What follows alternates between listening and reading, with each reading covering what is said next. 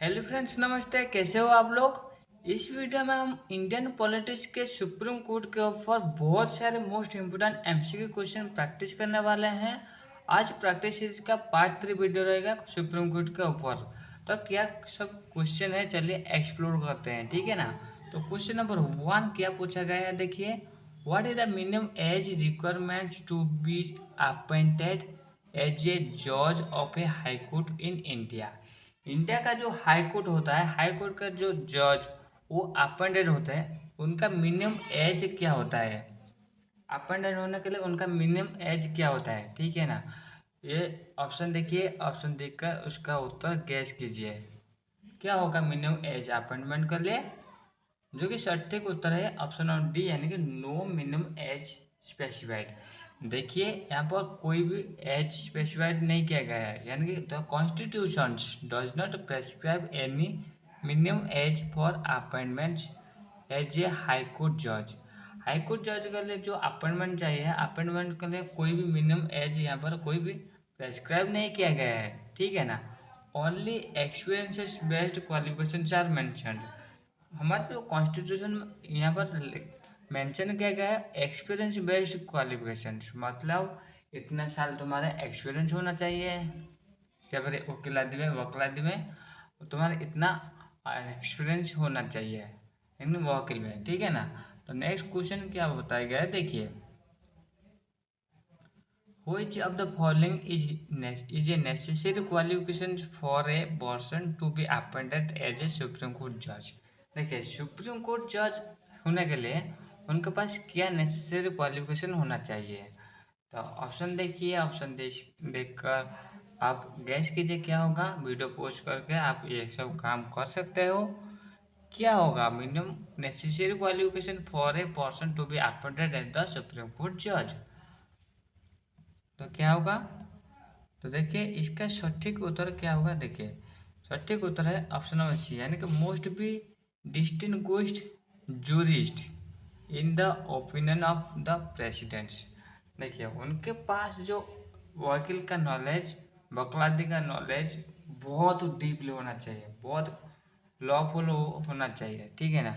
और वो डिस्टिंग्विश किसके दौरान होता है, प्रेसिडेंट के दौरान उन्हें डिस्टिंग्विश किया जाता है, और उसके बाद वो अपॉइंटेड हो जाता है, ठीक है ना, सुप्रीम कोर्ट जज के लिए। यानी कि as per the article 124 a person may be appointed as a Supreme court जज if they are distinguished by jurist.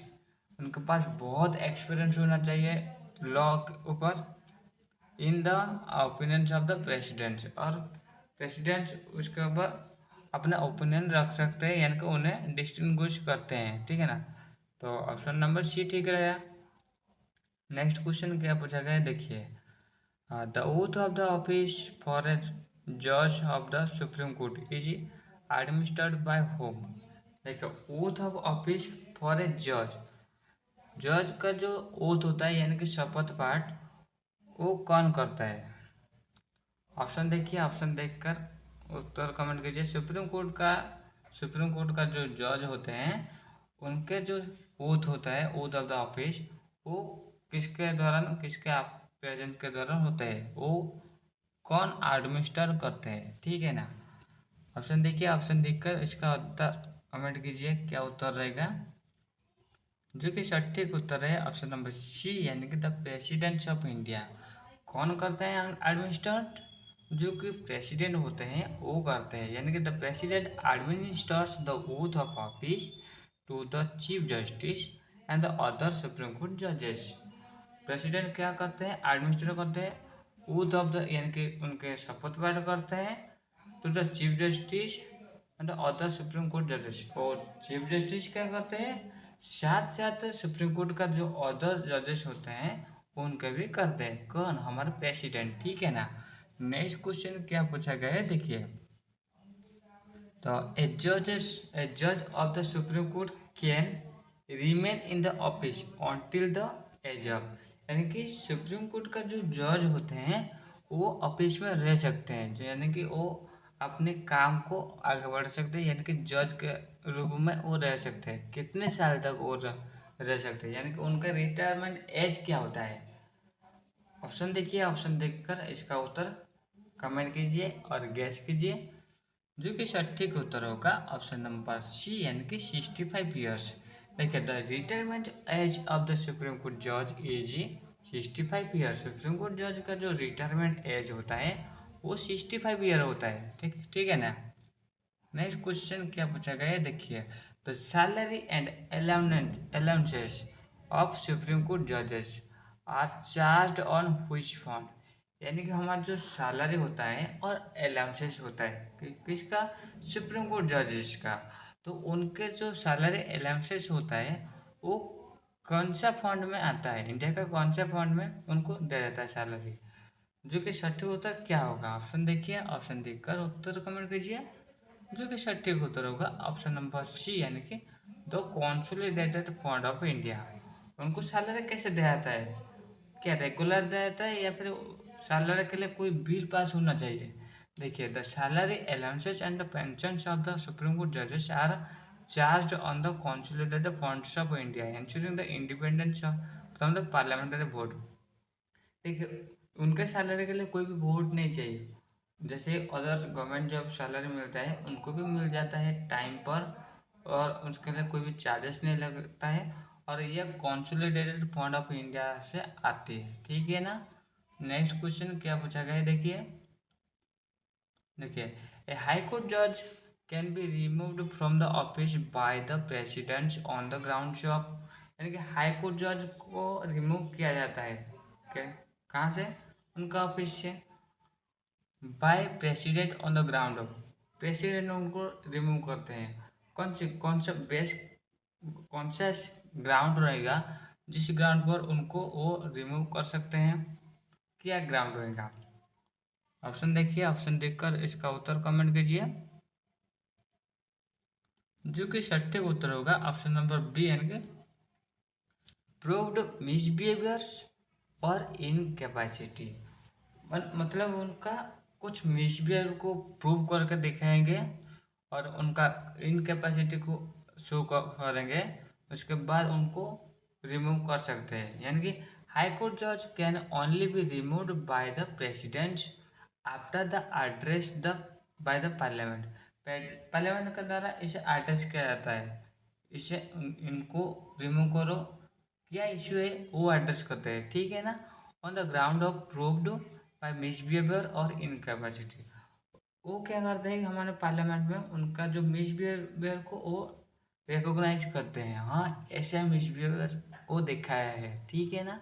और उनके इनकैपेसिटी उसको भी वो रिकॉग्नाइज करते हैं, इस आधार पर प्रेसिडेंट उनको क्या करते हैं, रिमूव कर सकते हैं। ठीक है ना।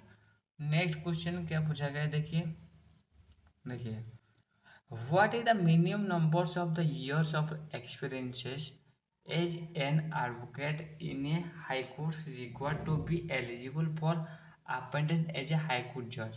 देखिए हाई कोर्ट जज अपॉइंट होने के लिए मिनिमम कितना साल के एक्सपीरियंस होना चाहिए एक एडवोकेट को, क्या पूछा गया। हाई कोर्ट जज, हाई कोर्ट का जज बनने के लिए एक एडवोकेट को कितना साल के एक्सपीरियंस होना चाहिए ताकि वो एलिजिबल हो सके, जो कि है ऑप्शन नंबर सी यानी कि 10 साल के, 10 साल के एक्सपीरियंस होना चाहिए। यानी कि the constitution mandates at least 10 years of the experiences. Constitution हमारे जो कॉन्स्टिट्यूशन होता है वो मैंडेट करती है, क्या करती है, as an advocate in one और more high courts for eligibility, मैंने उनका 10 years एक्सपीरियंस होना चाहिए ताकि वो हाई कोर्ट जजेस के लिए एलिजिबल हो सके। ठीक है ना। नेक्स्ट क्वेश्चन क्या पूछा गया देखिए, the tenure of high court जज एंड्स अपॉन। हमारे जो हाई कोर्ट जजेस होते हैं उनका टेन्योर कार्यकाल कितना होता है। ऑप्शन देखिए, ऑप्शन देखकर इसका उत्तर कमेंट कीजिए, क्या उनके पास टेन्योर होता है, कब वो रिटायरमेंट हो गए, जो कि सटीक उत्तर क्या होगा ऑप्शन नंबर बी यानी कि attendance at the age of 62 years। देखिए हमारा जो सुप्रीम कोर्ट होता है उनके एज लिमिट होता है 65 ईयर, 65 ईयर के बाद उन्हें रिटायर्ड कर दिया जाता है, वो बाहर हो जाते हैं। पर हमारा जो हाई कोर्ट होता है, हाई कोर्ट में कितना एज होता है एज लिमिट, जो कि है 62 years। ठीक है ना। यानी कि the retirement age for high court जजेस is 62 years as per the constitution. Constitution के आधार पर यहाँ पर 62 ईयर्स रखा गया है, हाई कोर्ट जजेस के लिए रिटायरमेंट एज है। ठीक है ना। नेक्स्ट क्वेश्चन क्या पूछा गया है देखिए, what does the oath of the office for a जजेस in India primarily swear allegiance to. यानी कि यहाँ पर पूछा गया है कि oath of the office of the जजेस in India primarily swear allegiance to, इसको कौन स्वेयर एलिजेंस करते हैं, यानी कि उनका ओथ ऑफ द ऑफिस को, जो कि सटीक उत्तर कौन होगा, प्राइमरली कौन करते हैं इसे। ऑप्शन देखिए, ऑप्शन देखकर उसका उत्तर कमेंट कीजिए। जो कि सटीक उत्तर होगा ऑप्शन नंबर बी, यानी कि द कॉन्स्टिट्यूशन ऑफ इंडिया। इसे कौन होगा, स्वेयर एलिजेंस करते हैं, स्वेयर एलिजेंस करते हैं इसे, यानी कि जजेस swear to uphold the constitution, the sovereignty and integrity of India and administrates justice without fear और फेवर्स। यानी कि जजेस जो ओथ शपथ पाठ करते हैं वो अपने को इतना ये करते हैं कि वो हमारे कॉन्स्टिट्यूशन को रेस्पेक्ट करेंगे, फुल डेडिकेट वो होते हैं। ठीक है ना। और वो सॉवरेनिटी इंटीग्रिटी ऑफ इंडिया के ऊपर और विदाउट फियर एंड फेवर इसके ऊपर वो काम करेंगे, ऐसे वो शपथ पाठ करते हैं। ठीक है ना।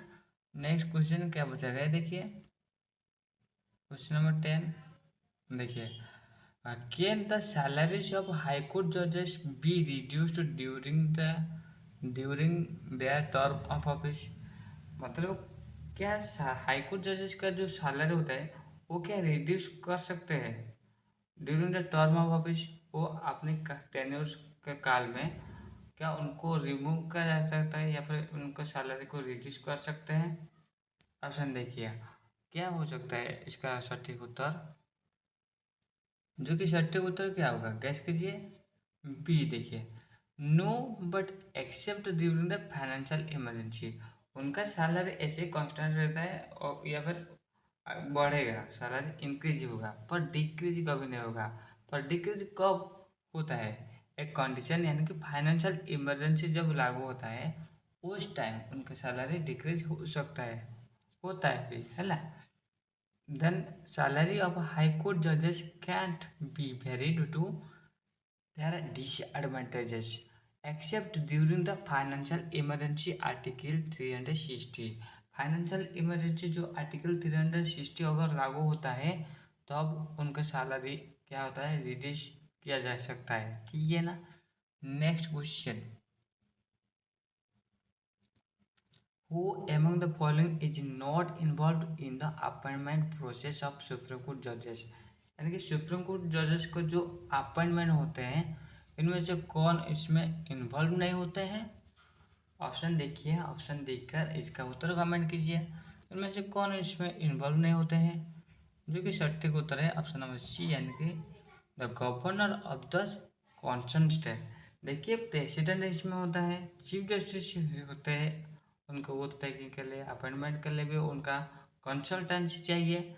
देखिए अदर सुप्रीम कोर्ट जजेस भी होते हैं, एवरी कॉलेजियम सिस्टम इसमें काम करता है। और governor of the concern state ये इसमें कोई भी हस्तक्षेप नहीं करते। ठीक है ना। यानी कि the governor has no rules in supreme courts appointments, the collegium chief justice of India and the presidents are directly involve. इसमें ये सब होते हैं डायरेक्टली इन्वॉल्व होते हैं, उनके डायरेक्टली हस्तक्षेप करते हैं, पर जो गवर्नर होते हैं उनका कोई रोल नहीं होता है। ठीक है ना। नेक्स्ट क्वेश्चन क्या पूछा गया देखिए, देखिए what is the primary objective of the oath taken by जजेस इन इंडिया। इंडिया का जो जजेस होता है उनका प्राइमरी ऑब्जेक्टिव क्या होता है ओथ टेकन के लिए, शपथ पाठ करने के लिए। ऑप्शन देखिए, ऑप्शन देखकर इसका उत्तर कमेंट कीजिए। शपथ पाठ करने के लिए उनको क्या प्राइमरी प्राइमरी पोजीशन रहता है, प्राइमरी ऑब्जेक्टिव रहता है क्या, जो कि सटीक उत्तर क्या होगा। ऑप्शन देखकर इसका उत्तर गैस कीजिए। जो कि सटीक उत्तर है ऑप्शन नंबर बी, यानी कि to uphold the rules of law and administer justice impartiality. यानी कि वो जो शपथ पाठ करते हैं उनका प्राइमरी ऑब्जेक्टिव होता है कि वो रूल्स ऑफ लॉ को अपहोल्ड करे, ठीक है ना, और एडमिनिस्टर्स जस्टिस इम्पार्शियलिटी, कोई भी मतभेद नहीं, कोई किसी के ऊपर पार्शियलिटी नहीं रखते हैं, इम्पार्शियलिटी रोल प्ले करते हैं। यानी कि ये एक धनी व्यक्ति है, ये गरीब व्यक्ति है, उसके ऊपर ऐसे कोई मतभेद नहीं करते हैं, वो सबको समान दृष्टि में देखते हैं, ऐसे ही वो शपथ पाठ करते हैं, ठीक है ना। द ओथ अफर्म्स जजेस duty to uphold the constitutions and ensure justice and remain neutrals and fairs. वो न्यूट्रल रहेंगे, कोई भी कंडीशन में वो ज़्यादा किसी के फेवर में नहीं पॉइंट आउट करेंगे, किसी के फेवर में नहीं जाएंगे, वो न्यूट्रल रहेंगे, यहाँ पर यह बताया गया है। और वो जब शपथ पाठ करते हैं वो ऐसे ही करते हैं। Next question, if a judges of the Supreme Court wants to resign, to whom does he address his resignation? देखिए, सुप्रीम कोर्ट का जो जज होता है अगर वो रेजिग्नेशन चाहते हैं तो वो किसको अपना रेजिग्नेशन लेटर सेंड करेंगे, भेजेंगे, पेपर देंगे। ऑप्शन देखिए, ऑप्शन देखकर इसका उत्तर कमेंट कीजिए, वो किसको भेजेंगे। इसका सटीक उत्तर क्या होगा, जो कि सटीक उत्तर है ऑप्शन नंबर सी, यानी कि द प्रेसिडेंट ऑफ इंडिया। वो किसको भेजेंगे, प्रेसिडेंट ऑफ इंडिया को भेजेंगे, ठीक है ना। द सुप्रीम कोर्ट जजेस most submit their resignations in writing to the president, वो प्रेसिडेंट को भेजेंगे ना।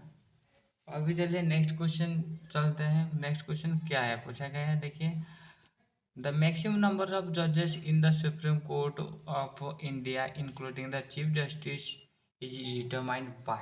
देखिए, मैक्सिमम कितना नंबर ऑफ जजेस रहेंगे सुप्रीम कोर्ट में, तो ये कौन डिसाइड करते हैं, including the chief justice. Chief justice के साथ बाकी कितने सारे जजेस रहेंगे सुप्रीम कोर्ट में, ये कौन डिसाइड करता है। ऑप्शन देखिए, ऑप्शन देखकर इसका उत्तर गैस कीजिए, कौन डिसाइड करता है ये, जो कि सटीक उत्तर है ऑप्शन नंबर बी, यानी कि parliament of India by the law. ये कौन डिसाइड करता है, हमारा पार्लियामेंट ऑफ इंडिया करता है, यानी कि parliament has the authority to increase the number of supreme court जजेस बाय लॉ। पार्लियामेंट के पास यह पावर होता है, वो डिसाइड करता है कि हाँ इतना सारे इश्यू आ रही है, इतना सारे केसेस पेंडिंग बढ़ रही है, तो जजेस की और चाहिए और आवश्यकता है, तो इसलिए वो क्या करते हैं कि हाँ और एक जजेस बढ़ा सकते हो। जो ओरिजिनली जो सुप्रीम कोर्ट बना उसका रेशियो था 7+1, यानी कि 1 चीफ जस्टिस ऑफ इंडिया थे, साथ साथ 7 अदर जजेस थे। पर अभी क्या है, अभी 34 जजेस है, यानी कि 33+1, 1 चीफ जस्टिस एंड 33 अदर जजेस अवेलेबल है, ठीक है ना। ये के कौन बढ़ाता है, ये वो पार्लियामेंट बढ़ाती है, ठीक है ना। नेक्स्ट क्वेश्चन क्या पूछा गया, देखिए, which constitutional amendment raise the retirement age of high court जजेस फ्रॉम 62 मतलब कौन सी कॉन्स्टिट्यूशनल अमेंडमेंट के दौरान जो रिटायरमेंट एज होता है हाई कोर्ट जजेस का, वो 60 से लेकर 62 तक बढ़ा दिया गया। ऑप्शन देखिए, ऑप्शन देखकर इसका उत्तर कमेंट कीजिए, क्या होगा, जो कि सटीक उत्तर होगा ऑप्शन नंबर ए, यानी कि 15th amendment act. 15th amendment act के दौरान ये काम किया गया था, और ये कब किया गया, ये 1963 में किया गया। Raise the retirement age of the high court जजेस टू 62 ईयर्स, ठीक है ना। आशा करते हैं ये वीडियो आपको बहुत हेल्पफुल होगा, अगर हेल्पफुल हुआ है तो channel like comment share and subscribe कर दीजिए। इसका पीडीएफ पाने के लिए हमारे टेलीग्राम ग्रुप में ज्वाइन हो जाइए, जिसका लिंक हम वीडियो डिस्क्रिप्शन में दे दिए हैं, ठीक है ना। अगर अगर आपको बहुत सारे क्वेश्चन का प्रैक्टिस करना है, ये प्लेलिस्ट निश्चय देखिए। Thank you for watching this video.